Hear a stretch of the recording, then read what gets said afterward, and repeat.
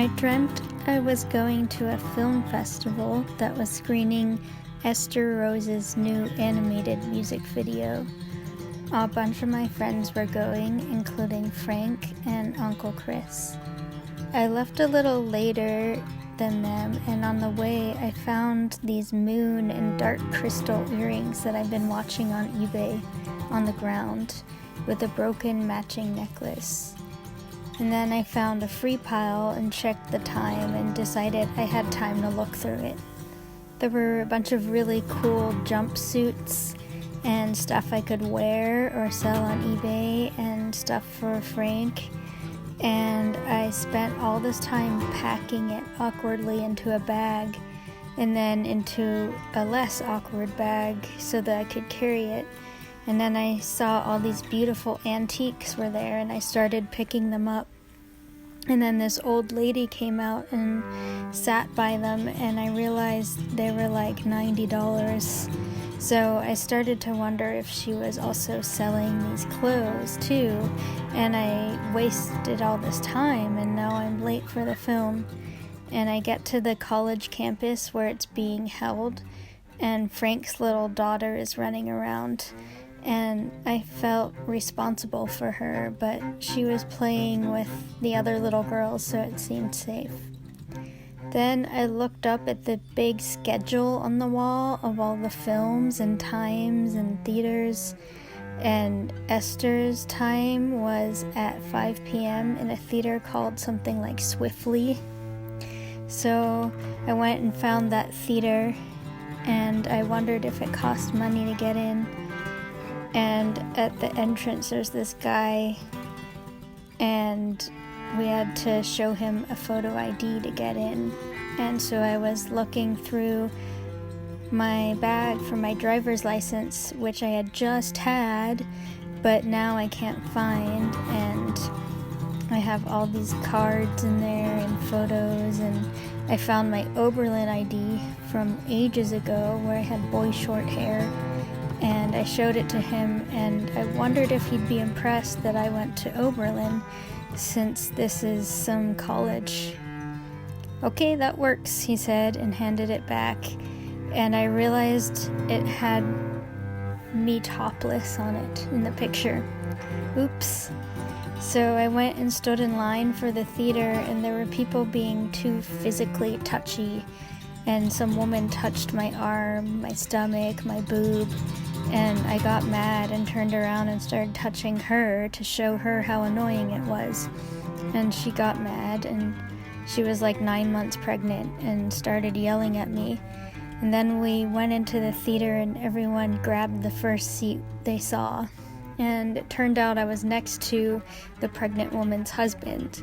So when she came in, I asked her if she wanted to sit next to him, and she was like, "No, that's okay." But I think she was mad. And people came around and locked us into our seats with those big metal things that they put over your lap on roller coasters. And I wished I could sit with my friends, but I had gotten there too late.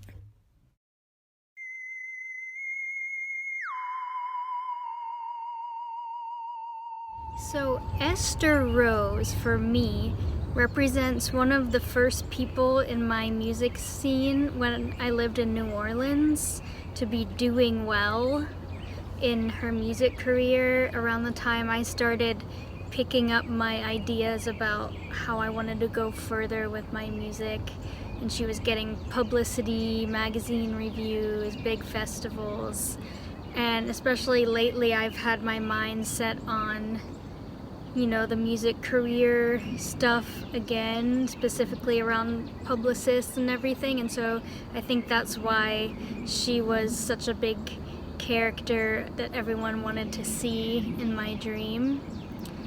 And animated music videos are one of my other main gigs right now. And Frank is in most of my dreams lately because he's in most of my waking life. And I was probably even asleep next to or on his shoulder at the time that I was dreaming this. And my Uncle Chris makes animations and is one of the family members from my family who went forth and did something with his art career when we're all artists in our family. And so I left later for the music video for the theater than my other friends, maybe because I've been feeling like I'm procrastinating a whole lot on some of my goals towards these music career advancement things, or other things in my mind keep getting in my way, and I tend to hold myself back a lot with minutia, like obsessing over free piles and running my eBay business. And my eBay business even causes me to hesitate to take a trip somewhere, because I always end up wondering if I should try to bring my huge tub of eBay inventory with me, meaning I have to drive instead of fly or something, or change all the prices in my like 100+ items to be way too high for anyone to reasonably want to buy them. Therefore I won't have sales when I'm gone. I come up with all these weird time-consuming ways to, you know, still travel and do other stuff while I have that. And so I think this free pile and this clothes holding me back represented a lot of that. And maybe finding the really cool antiques and then figuring out they weren't free, they cost a lot of money, maybe as something about the hidden price of things. And just trying to find bags to carry it in, you know, represents all of that time wasted in just like figuring out all the logistics of something that I end up not even taking with me anyway. Selling stuff on eBay, I'm on that website a lot, and so I get tempted to buy things on there that I don't really need. Especially it's dangerous seeing the cheap and awesome things from China, because I don't want to kind of participate in that kind of market, I think, and also it's never as cool as it looks in the picture. And so I've had a number of dreams actually warning me against that in the past. I think that Frank's little girl, his little daughter running around, he doesn't in waking life have a human daughter, but he has Georgia the dog, who's a lot like a daughter. She's always with him, and since I'm in their lives, I'm always concerned about her safety and comfort and everything, and so I think that's where that character came from. And then looking at this schedule, in the drawing I didn't even represent how huge and expansive the schedule of all of the films was at this film festival. And I think that represents just like my general anxiety dreams. My anxiety dreams tend to be about being late for something, or having trouble finding someone, finding something, getting there. And a college is a really common place for these anxiety dreams, college or high school, and especially Oberlin College where I went, but in this dream it was just a random college, I'm pretty sure, or maybe it was like Princeton or some kind of Ivy League place that I felt like I wanted to live up to as an academic, as that hat that I've worn in my life. And maybe the college setting for these dreams is also about this conglomeration of minds in the spiritual realm. And then there's the juxtaposition of the socially acceptable accomplishments, which is showing my Oberlin ID and wanting him to recognize, like, oh, you also went to a cool college, you belong here, you fit in. Juxtaposed with my socially unacceptable, less acceptable accomplishments, like nude photos from the past, which turned out to be on my Oberlin ID. And I was kind of not that embarrassed in the dream, I don't think, but kind of like, whoops, shouldn't have shown him that one.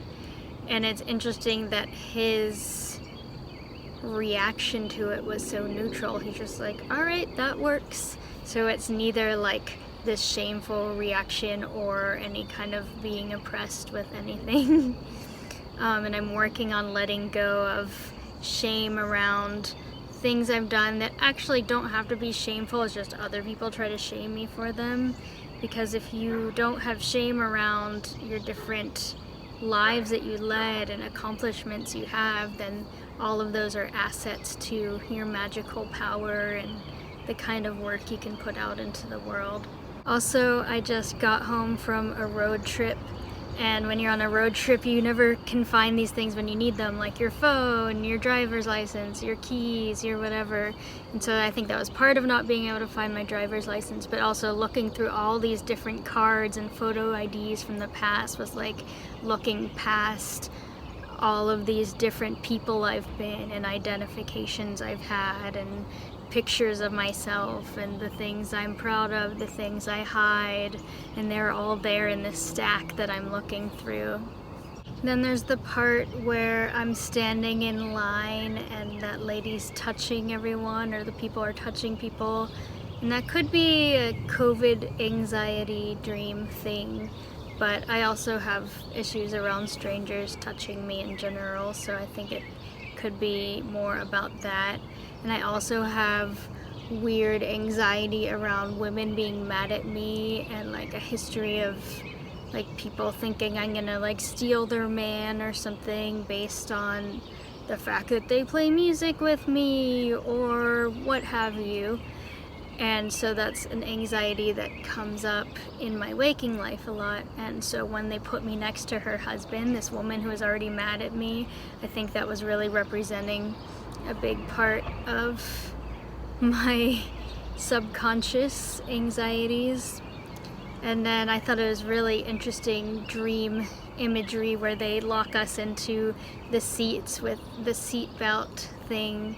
So it's like now, wherever you are, whoever you're stuck next to, whatever your anxieties are, and you're separate from your friends and you're late, you're stuck in that for the time being, and you're about to go on this adventure and see Esther's video, or, you know, people in your dreams represent you. So I'm about to see myself have this accomplishment in my music career, but I don't necessarily have everything go in the right way. It's just like wherever you are, this is what you have, and you have to get in for this roller coaster ride. And then I guess I woke up before I actually saw the video, but it was implied.